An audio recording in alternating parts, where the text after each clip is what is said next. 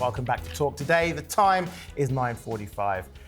Veganuary, the annual challenge that runs for the entire month of January to help encourage people to follow a plant-based lifestyle whilst also promoting health and sustainability. Now, the event began back in 2014, and since it started, the amount of people that have taken part has increased every year, not including JJ, though. But joining us now in the studio to discuss is transformational coach, health coach, Vanessa Sturman. Vanessa, welcome to the programme. I think you're probably pushing at a more open door with me. This is the one you've got to convince. Good luck. First of all, what is the point of having a month for veganism or vegan food? Does it really make any difference to how many people overall end up using a plant-based lifestyle or diet? Yeah, so doing Veganuary or going vegan for a month is also to give people a chance to try it. So to create some excitement, get them making some really easy swaps, get them making some lovely food. And a lot of people who do Veganuary actually decide to carry on because they realise how good they feel. They understand more that it's great for the environment. Also, they key a bit more with animal rights. And it means that they feel those benefits, perhaps get better gut health, more energy, and they carry on. But you don't also have to do it 100%. So building in more vegan and plant-based food is still really, really beneficial, even if you don't go the full way. Yeah, I feel like being a vegan was really cool a couple of years ago. And you know someone was a vegan because they'd say to you straight away, and I'm a vegan. Do you know what I mean? However, I think it's lost its appeal now. Because I go to the shops, there's definitely less vegan food available than there used to be, or vegan options. But also, it's now almost as expensive. Like, oh, you've got vegan sausages. Well, they're not sausages, are they? It's some kind of vegan mix. Don't call it a sausage. We've got vegan chicken burgers. Well, it's not a vegan chicken burger if it's not got chicken in. And I just feel like people now are thinking, well, actually, if I'm going to spend the same amount of money on vegan food, let me just buy actual meats. So it is true that there are some more processed foods that can be more expensive, and that can be difficult for people in the cost of living crisis. But don't forget that all fruits, vegetables, whole grains, legumes, so that's beans and lentils, they are all vegan and plant-based. And actually, those are your healthier foods that we all need to be getting more of. They're going to keep us more satiated, make it easier to maintain a healthy weight. They're going to feed our good gut bacteria. They're going to help protect our cells. There's all sorts of wonderful qualities in those foods. So you don't actually have to be eating the processed food if you don't want to, but actually swapping out your chicken in a chicken curry for chickpeas will make that much healthier and probably be much cheaper as well. Vanessa, what about the stories, particularly in the last year or so, about teenagers who have a vegan diet who are more prone to breaking bones and so on, and that it's bad for your bone health?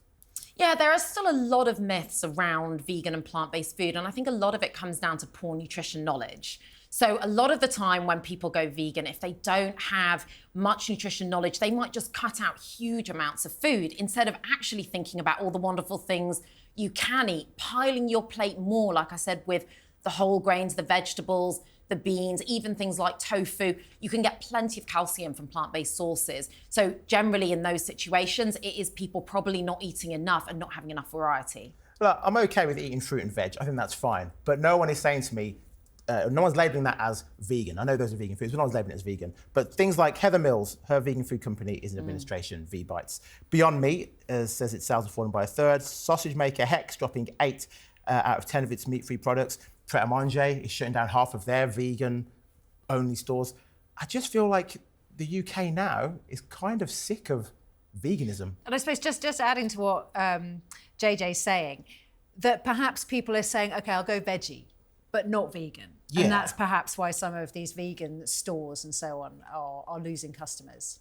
So it could potentially be a mix of everything. So for a start, you can eat lots of vegan food, so a lot of the food that I've bought in, for example, and you don't have to be fully vegan, and you will get those health benefits. You will still help the environment and the animals.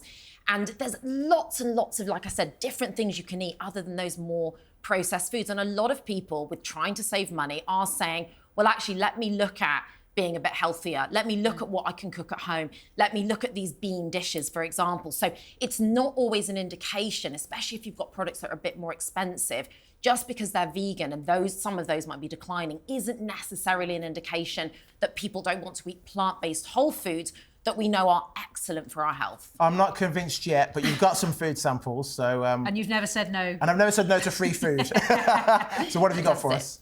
So I have some fritters. Now these are made in a very, very good way for the cost of living crisis. Okay. Made from vegetables from the bottom of your fridge. So this has got some peppers. Did you make this yourself? I did make it, lovingly made it myself for you. So in these fritters, these are made with linseed instead of egg. So very, very easy swap. And linseed, very, very good for you. It's full of fibre, so it's also very filling. There is a sweet chilli dipping sauce. That's also vegan, I presume. It's all vegan and fully plant-based. They look delicious. They really do. So how much would these have cost? Would these have been quite cheap? They would be very cheap obviously to make. Stuff from the bottom of the fridge. Yeah, so it'd be a few pounds really, and you can make a big load of them. Great for I'm getting some nods. That's nice. This is actually really there good, we go. Vanessa. This is actually very good. That is really delicious. Yeah. Fantastic. And you can actually switch up any vegetables in them. So if you've got sweet corn in the freezer, if you've got some leeks in the bottom of the fridge that you didn't know what to do with, it's a really, really good way of saving money. But how long is this going to take? Is this one of these ones where I've got to do 45 minutes of prep and shopping, and then I've got another hour of washing afterwards? How long does this take to make? Well, I've done these in cooking classes for corporates, and they have taken about half an hour to do the whole thing.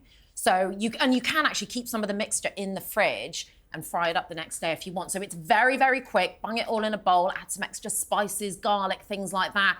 And as you said, they taste very good. They are delicious, but I can't buy those in the shop. I have to make them myself. You do have to make those yourself, but there's still plenty of things you can buy in the shop. Even, pre-marinated tofu, for example, if you want to save time. So if you're thinking, I don't know how to use tofu, buy some pre-marinated teriyaki flavors and add those to your stir fry, for example. Vanessa, there's only one man who loves meat more than me, and it's Ian Collins. Collins. Hello.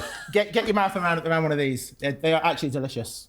Have you got a chicken version? I don't, but next time I can bring a plant-based chicken version for you if that's right? my special request. My if you usual want. rule of thumb is, can you buy it in the KFC?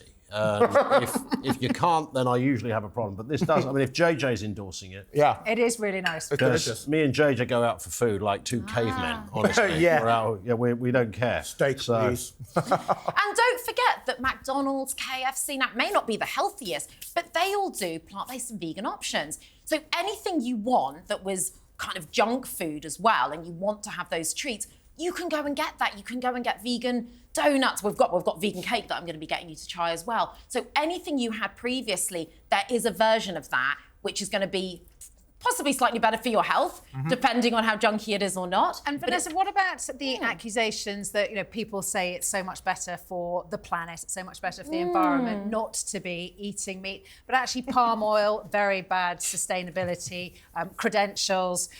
Soy, we know, is the second biggest reason why rainforests get cut down is growing soy. So those are reasons why people say actually it's not holier than thou necessarily. So on the environmental side, the reason we can use so much less land if we eat more of a plant-based diet is that we have to kill about 80 billion land animals a year for food. That's how many we currently kill. Yeah. They all have to be fed and watered. That's a huge strain on the planet. And actually, if we were just growing plants to feed us, we'd use a lot less land. And actually, David Attenborough talked about this recently in Planet Earth 3. So that's all out there as well. And now, Vanessa, sorry, I was just going to say, what you can't see is Ian Collins happily tucking it, going back and back. He's loving it. Well, here's the sauce is a bit lively, isn't it? I quite like that. It's I good. quite like that. It's a nice little kick to that. Collins. That's very nice. But a lot of the stuff, in defence of everything you've just said, a lot of the meat we eat isn't the taste of pure meat anyway, because it's been always put in stuff. It's been marinated. It's been spices have been added to it, etc. So just raw meat, most of us very rarely experience that. We experience the flavours, and vegan cooking, I'm not an expert, but a lot of that is about exploring flavours and spices and different things you might not have thought about before. I think it's time to try some cake. Yes. I think so. Absolutely time for very cake. much so. It's always time for cake. Has this got chicken in it? I'm going to disappoint you. It doesn't. Again.